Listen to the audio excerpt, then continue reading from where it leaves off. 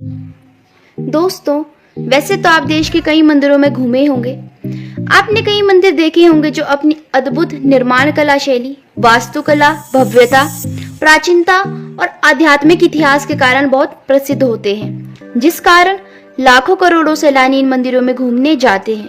किंतु हम जिस मंदिर की बात इस वीडियो में करने जा रहे हैं, वे अपनी वास्तुकला या निर्माण कला शैली के लिए नहीं, अपितु अपनी प्राचीनता और आध्यात्मिक इतिहास के लिए प्रसिद्ध है, जिस कारण हजारों लाखों सैलानी इस मंदिर में भ्रमण के लिए आते हैं।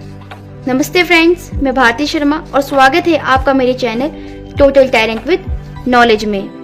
आज हम जिस मंदिर की बात इस वीडियो में करने जा रहे हैं, वे उत्तर भारत में हिमाचल प्रदेश राज्य के मनाली में स्थित वीर घटोत्कच जी का मंदिर है। पर वीडियो शुरू करने से पहले अगर आपने वीडियो को लाइक नहीं किया है तो वीडियो को लाइक कर दीजिए, चैनल को सब्सक्राइब करके बेल आइकन को प्रेस कर दीजिए। धन्यवाद।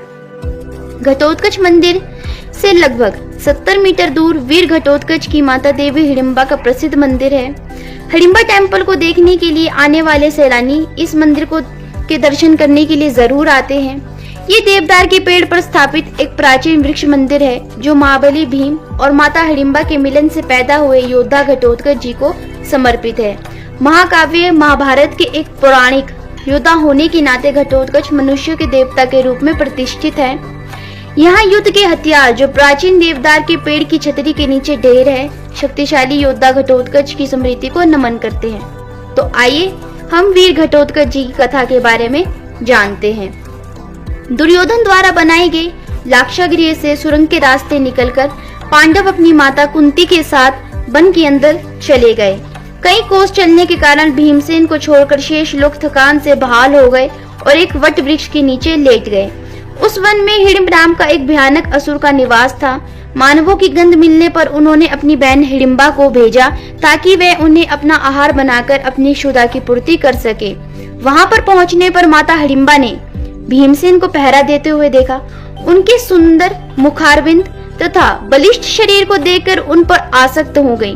उन्होंने अपनी राक्षसी माया से एक अपूर्व लावण्यमयी सुंदरी का रूप बना लिया और भीमसेन के पास जा पहुंची।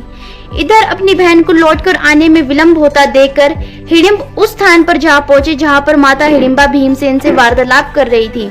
माता हिडिंबा को भीमसेन के साथ प्रेमालाप करते देखकर वह क्रोधित हो उठे और देवी हिडिंबा को दंड देने के लिए उनकी ओर झपटे। यह देखकर भीम ने उन्हें रोका और ताल ठोकर उनके साथ मल्लयुद्ध करने लगे। माता कुंती तथा अन्य पांडवों की भी नींद खुल गई। वहां पर भीमसेन को एक राक्षस के साथ युद्ध करते देखकर तथा एक रूपवती कन्या को खड़ी देखकर माता कुंती ने पूछा, पुत्री तुम कौन हो? देवी हिडिंबा ने उन्हें सारी बात बता दी। भीमसेन ने हिडिंब को दोनों हाथों से पकड़कर उठा लिया और हवा में अनेकों बार घुमाकर इतनी तीव्रता के साथ भूमि पर पटका कि उनके प्राण पखेरु वहीं उड़ गए। अब हिडिंब को मरने पर वे लोग वहां से प्रस्थान की तैयारी करने लगे।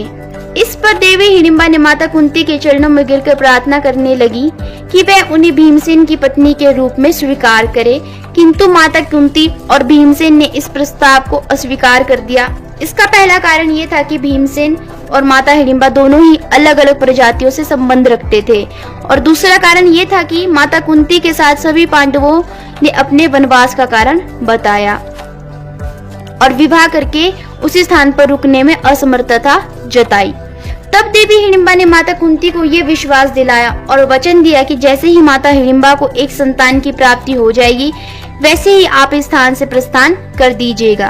देवी हिडिंबा के इस वचन को सुनकर और उनके सच्चे प्रेम को देखकर माता कुंती ने भीम और देवी हिडिंबा के विवाह के प्रस्ताव को मान लिया और इस प्रकार उनका विवाह राक्षसी रीति रिवाजों के साथ संपन्न कराया गया और भीमसेन के साथ माता हिडिंबा आनंद पूर्वक जीवन व्यतीत करने लगी।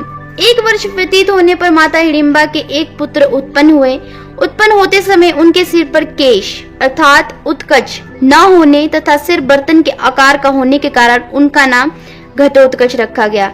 वे अत्यंत मायावी निकले और जन्म लेते ही बड़े हो गए। माता हिडिंबा पुत्र को पांडवों के पास ले जाकर कहा, ये आपके भाई की संतान है, अतः ये आप लोगों की सेवा में रहेगा। इतना कहकर माता हिडिंबा अपने वचन का पालन करने के लिए वहां से चली गई। घटोत्कच श्रद्धा से पांडवों तथा माता कुंती के चरणों में प्रणाम करके बोले, अब मुझे मेरी योग्य सेवा बताएं। यह बात सुनकर माता कुंती बोली, तुम मेरे वंश के सबसे बड़े पौत्र हो, समय आने पर तुम्हारी सेवा अवश्य ली जाएगी। इस पर घटोत्कच कहते हैं, आप लोग जब भी मुझे स्मरण करेंगे मैं आप लोगों की सेवा में उपस्थित हो जाऊंगा। अब हम उनके विवाह जीवन के बारे में बात करते हैं। घटोत्कच का विवाह दीति के पुत्र मूर की कन्या कामकंटकटा मौरवी से हुआ था और 3 पुत्र हुए। उनमें से सबसे बड़े पुत्र बब्बर शेर जैसे बालों वाले थे, इसलिए उनका नाम बर्बरिक रखा गया। अन्य 2 पुत्रों के नाम अंजन पर्व और मेघवर्ण रखे गए। महाभारत के युद्ध के समय जब भगवान इंद्र छल पूर्वक महारथी कर्ण से उनके कवच और कुंडल का दान प्राप्त करते हैं और महारथी कर्ण सारी सच्चाई जानते हुए भी अपने दानी आचरण का पालन करते हुए बिना अपने प्राणों की परवाह किए उन्हें कवच और कुंडल दान कर देते हैं, तो भगवान इंद्र बहुत खुश होते हैं और महारथी कर्ण को वरदान स्वरूप एक दिव्य अस्त्र प्रदान करते हैं, जिसका वार कभी खाली नहीं जाता। परंतु महारथी कर्ण द्वारा इस दिव्यास्त्र का एक ही बार उपयोग किया जा सकता है। उस दिव्यास्त्र को कर्ण अर्जुन पर चलाने के लिए रखते हैं। जिस दिन महारथी कर्ण द्वारा पांडुपुत्र अर्जुन को मारने की योजना बनाई जाती है, तो इसका पता भगवान श्री कृष्ण को चल जाता है और वे समझ जाते हैं कि महारथी कर्ण उस दिव्यास्त्र का प्रयोग अर्जुन के प्राण लेने के लिए करेंगे। तब वे इसका उपाय ढूंढते हैं। भगवान कृष्ण भीम को अपने पुत्र घटोत्कच को युद्ध में सहायता करने के लिए बुलाने के लिए कहते हैं और भीम अपनी हारती हुई सेना को बचाने के लिए घटोत्कच का आह्वान करते हैं। भीम द्वारा घटोत्कच का नाम जैसे ही 3 बार पुकारा जाता है, वैसे ही घटोत्कच अपने पिता भीम के सामने प्रकट हो जाते हैं। तब भीमसेन और श्री कृष्ण उन्हें युद्ध में उन पर आए संकट के बारे में बताते हैं और उनसे सहायता के लिए कहते हैं। तब घटोत्कच पिता की आज्ञा प्राप्त कर युद्ध में पहुंचकर कौरवों की सेना को खत्म करने लगते हैं। चूंकि वे एक राक्षस थे, तो मनुष्य का कोई भी अस्त्र शस्त्र उनका कुछ बिगाड़ नहीं पाते। घटोत्कच के युद्ध में भूमि आने से कौरवों को अपनी विजय पराजय में बदलती हुई प्रतीत होती है और वे उनके विनाश से भयभीत हो जाते हैं। इन सभी परिस्थितियों को देखते हुए दुर्योधन अपने मित्र महारथी कर्ण से भगवान इंद्र द्वारा वरदान स्वरूप दिए गए दिव्य अस्त्र का प्रयोग घटोत्कच पर करने के लिए विवश करते हैं। महारथी कर्ण को ना चाहते हुए भी उस दिव्यास्त्र का प्रयोग घटोत्कच पर करना पड़ता है।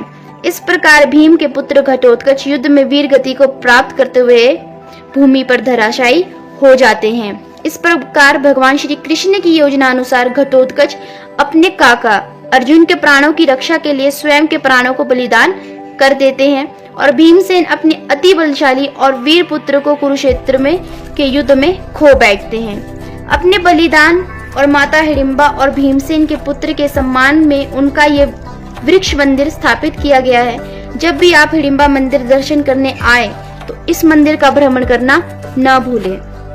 तो दोस्तों, कैसी लगी आपको ये वीडियो? आशा करती हूँ कि आपको ये वीडियो पसंद आई होगी और अगर आपको ये वीडियो पसंद आई होगी तो वीडियो को लाइक कीजिएगा, इसे ज़्यादा से ज़्यादा शेयर कीजिएगा और इस पर कमेंट कीजिएगा और चैनल को सब्सक्राइब करके बेल आइकन को प्रेस करना ना भूलिएगा।